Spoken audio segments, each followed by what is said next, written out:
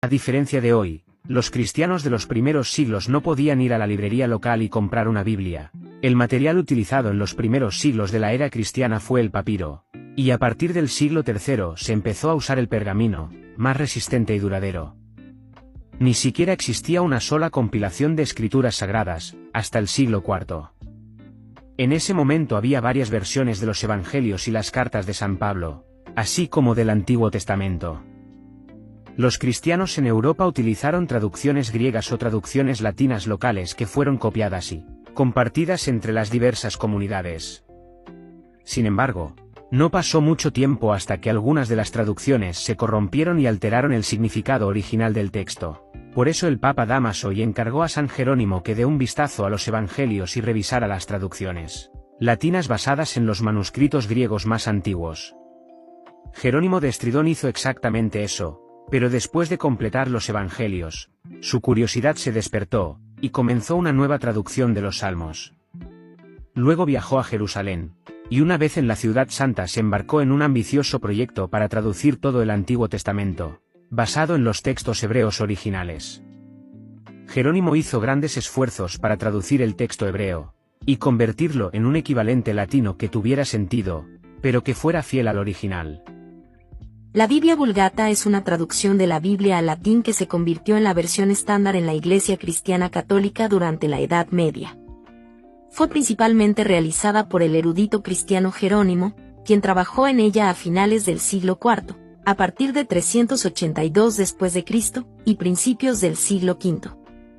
El término Vulgata proviene del latín vulgatus, que significa común o divulgado. Esta traducción se llamó Vulgata porque estaba destinada a ser una versión accesible y comprensible para el pueblo en general. Jerónimo comenzó su trabajo en la Vulgata a pedido del Papa Dámaso I, quien quería una traducción precisa y uniforme de la Biblia en latín.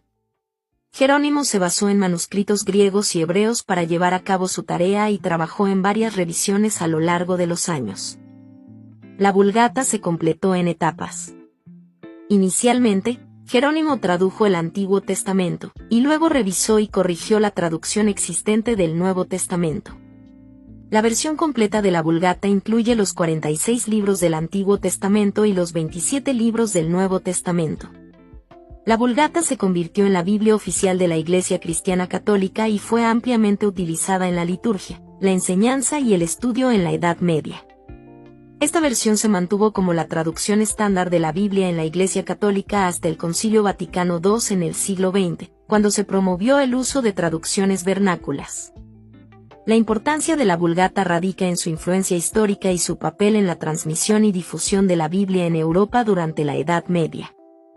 También se considera una valiosa fuente para el estudio textual y la interpretación de la Biblia, ya que fue realizada por un erudito experimentado y se basó en antiguos manuscritos disponibles en ese momento. En resumidas cuentas, el conocimiento bíblico de San Jerónimo lo coloca en primer sitio entre los exégetas antiguos.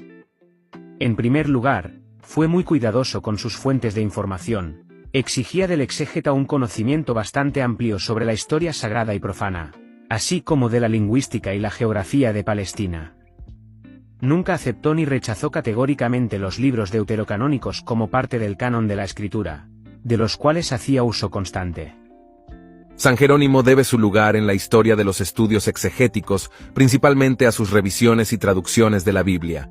Hasta alrededor de los años 391 y 392, él consideró la traducción de la Septuaginta como inspirada. Pero el progreso de sus estudios hebraicos y sus relaciones con rabinos le hicieron abandonar esa idea, reconociendo como inspirado únicamente el texto original. Fue alrededor de este periodo que emprendió la traducción del Antiguo Testamento del hebreo.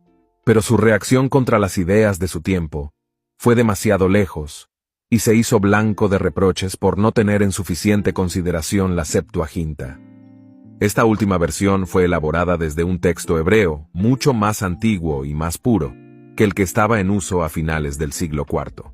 Por lo tanto, era necesario tomar en cuenta la Septuaginta en cualquier intento de restauración del texto del Antiguo Testamento. Con esta excepción, debemos admitir la excelencia de la traducción.